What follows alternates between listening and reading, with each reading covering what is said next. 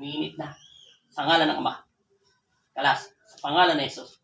Sige, kalas. Kalas. Ngayon na yung dating sa kanya. Kalas. Masakit yan. Sa kanyang papel. Sakisin mo. Hindi yan mo kung kausapin yan. Ano ang anak mo? Kalasin mo lahat. Gusto mo lumabas ang totoong boses niya. Pag kinabit yung stick ng special. Iwan yan. Yan ang ako. Hindi mo na anak yan. Pasilyo na eh. Pag hindi uminit yung posporo, walang sanib yan.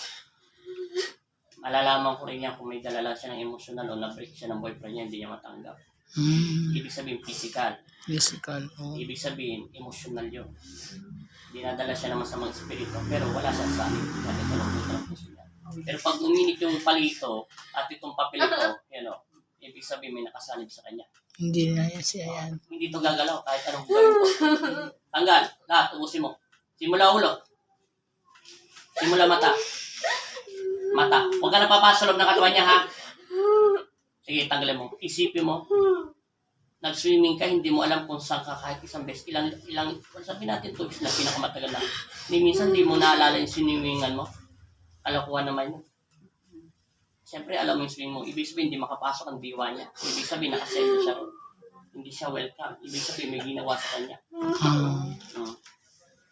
Kahit naman siguro 1 linggo nag-swimming ka, masayang-masayang araw mo doon may picture taking. Siguro naman may matatandaan ka naman sa lugar na pinustusan mo kahit kunting posisyon lang. O nagpalit ka ng damit, ibig sabihin, walang palitan ng damit. O kahit na, wala ba, hindi ba sila kumain? Tanggalin mo lahat yan. Hindi to tao. Malansa ang kanyang amoy. Parang tubig. Tanggal. Umusin mo yan. Sa pangalan na Jesus. Umiinit yan, no? Hindi na kita sasaktan. Halasin mo ng lahat. Naintindihan mo? O, sige. Hindi ka tao, di ba? O, di ba? Ano ka, babae, lalaki? Yung totoo, hindi na kita sasaktan. Babae ka, lalaki. Hindi ka tao, di ba? Sabi ko, hindi tao yan. Ano ka, espiritu, elemento? Elemento, espiritu. Anong tawag sa'yo sa lugar mo? Elemento ka? Elemento ka? Jay Kalas.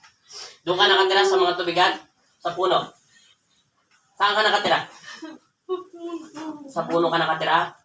Sige. Alam mo, anak mo yan. Malalaman mo yan kung magsisinungaling yan. Hindi yan liliyab. Pag lumaban yan, kakapitan ng pangalawang specialistic yan. Pagbabago boses niya. Kaya alam ko yan, kung mayroon lang yan dala na, kunyari, may asawa na to, nalaglagan siya ng anak, tapos emotional, gagaling siya, tapos mahal siya ng asawa niya, iniwan siya. Hindi gagaling yung stick. Ating posporo. Kasi, talagang sarili niya ng pag-iisip yun. Kalasin mo. Bakit mo siya binigyan ng sakit? Makinig ka sa akin. Bakit mo siya? Bakit ka nasalot ng katawan niya? Anong nanuwa mo sa kanya? Nabati mo to? O napagtripan mo lang? Nakita mo siya? Saan mo siya nakita? Sagutin mo yung tanong ko para hindi kita saktan. Saan mo siya nakita? Ha? Doon mo siya nakita? Pinasok mo yung katawan niya? O nilagyan mo ng sakit? Nilagyan mo ng sakit? Anong ano yan? Pampano? Nakasampa ka ba dyan sa katawan niya? Hindi. Nakasampa ka hindi? Na hindi lagay ka lang. Pampano yan? Pampano? O sige, kalasin mo yan. Sige, sa puno ka nakatira. Hindi ka kaluluwa. Elemento ka. O sige. Ako nangingi ng tawad sa kanya kung naguluhan sila, ha? Tinabla. Alam ko naman nandiyan ka eh. Bakit ko ito malalaman na nakaangkas sa motor? Hindi ko naman ito kilala. At nakita kita sa likuran niya. Sige, kalasin mo lahat. Gagaling na yan. Ngayon din. Anong gusto mo? Paluin ko ito sa harapan mo? Para makaganti ka o ako na lang yung papatawad para sa istorbo niya? O pwede? Bilang isang alipin ng Panginoong Kristo? Ha? Hindi na instrumento. Bilang alipin ng Panginoong Kristo. O pwede ba kami humingi? Kami na lang. Wala na kaming alay ibibigay sa'yo. Naintindihan mo? Napakalayo mo, ha? O, sige. Ako na hihingi ng kapatawaran sa nagawa niya kasalanan, ha? Sige, kalasin mo na. Paano niya kaya? Nasagi niya? Nasagi na naman.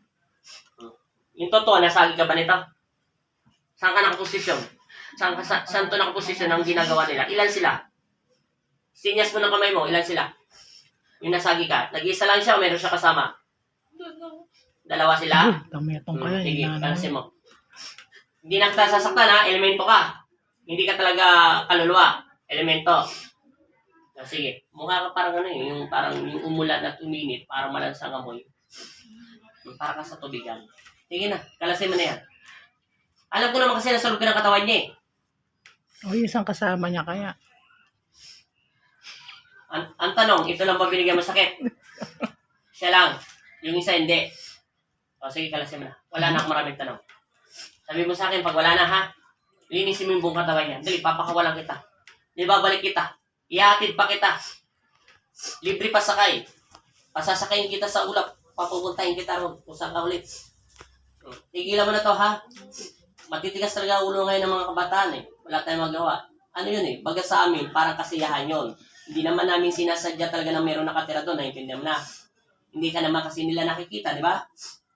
Pero ganun talaga, minsan maingay yung mga tao, wala tayong magawa. Kaya minsan, ilag-ilag na lang, ha? O, sige na. Mabait naman ako eh. Sige na. Meron pa, wala na. Linisin mo yung ilalim ng kilikili niya. Dalawa. Lahat na yan. Tapos may gilid daw ng batok, sabi ni Magnetico. Left and right. Gilid ng batok niya.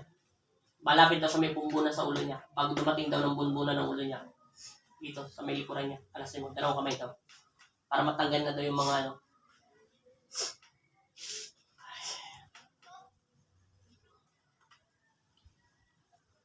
Wala na to sakit. Wala na siya sakit. Hindi na nanginig yung braso niya. Okay na. Papakawalan kita ha. Isang kondisyon kung sa babal ka. Kasi dalawang manggagamot nang tumingin sa kanya. Pero salamat pa rin doon sa naggamot yung taga Bulacan at saka yung taga dito rin sa Pampanga. Ito na mapapayo ko sa iyo ha. Wala akong ibibigay na alay sa iyo ha. Pero ang masasabi ko lang sa iyo, ako bilang alipin ng aking ama na sa langit, hihingi ng kapatawaran sa kanya ha. Huwag mo na siyang gagambalain ha. Huwag mo na gagambalain ang kanyang espiritu ha. Maraming salamat sa iyo kaibigan ha. Bumalik ka na doon sa bahay mo, doon sa puno ha. Babae ka talaga. Sige, hindi ko nakatatanong kung anong tawag sa iyo ha. Okay na? Sige. Pakapakawalan kita ha. Naintindihan mo na. Usapan to ha. Bilang alipin ng aking ama. Naintindihan mo? Sige. Ipikit mo na kanyang diwa para makabalik ka na rin sa bahay mo. Pasensya ka na sa pagtawag ko sa'yo. Hindi ako tumawag sa'yo. Hindi kundi ang aking ama. Dahil alam naman ng Panginoon sa sinabi niya sa akin, nasolve ka doon ng katawan niya. Naintindihan mo na? Maraming salamat po, Panginoong Hesus, sa tamang Nazareno. Maraming salamat din sa mga anghel ng Panginoon Kristo. Sa ngalan ng Ama at ng Anak at Espiritu Santo, masamang espiritu at masamang elemento, pinalalayas na kita sa loob ng katawan ng tao ito. Patahimikin ito sa pangalan ng Hesus. Amen. Ama Hesus, Amang Nazareno, kami ang iyong mga anak. Ilay niyo kami sa panganib at masamang espiritu.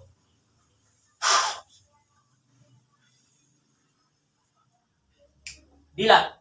Sabi mo in Jesus' name. Sabi mo, Amen. Amen. Pagpagminsan mo pa. Sige. Pera mo kamay. Antay na. Naparamdam mo. Mabigat magang. Iangat mo kamay mo. Sige, isumpot mo. Taksa mo. Mabigat magang. Wala na sakit. Galaw mo lig mo. Wala na sakit. Wala na isang sakit. Naramdaman ko, kumalas na yung lahat ng sakit sa inyo. Saan ka galing? May pinunta ka? Saan ka pumunta? Anong ginawa sa Bulacan? Namasyal ka doon? Ngayon? Hindi, ngayon. Saan ka galing? Yung spiritual mo. May nakita ka bang madilim o maliwanag? May liwanag lang nakita mo? Anong liwanag? Flashlight ano? Ha? Flashlight nakatutok sa'yo? Ano flashlight? Yung tao may hawak na flashlight? Nakikita mo yung tao, may hawak na flashlight. Yung kamay niya, flashlight. Tao siya, hindi. Sino siya? Hindi flashlight yun. Hindi ka kasi nagdarasal eh. Yun ay liwanag at pag-ibig ng Diyos. Yung flashlight yun hindi nakakasilaw. Nakakasilaw lang yun sa mga masasawang espiritu. Walang makakatingin sa liwanag ng pag-ibig ng Diyos. Alam mo, pinaplastilatayin kita. Awak-awak ko lang. Anong papaparamdam mo sa pamo? May masakit? Masakit? Masakit ba itong papel? Oh, sa'yo na yung papel mo.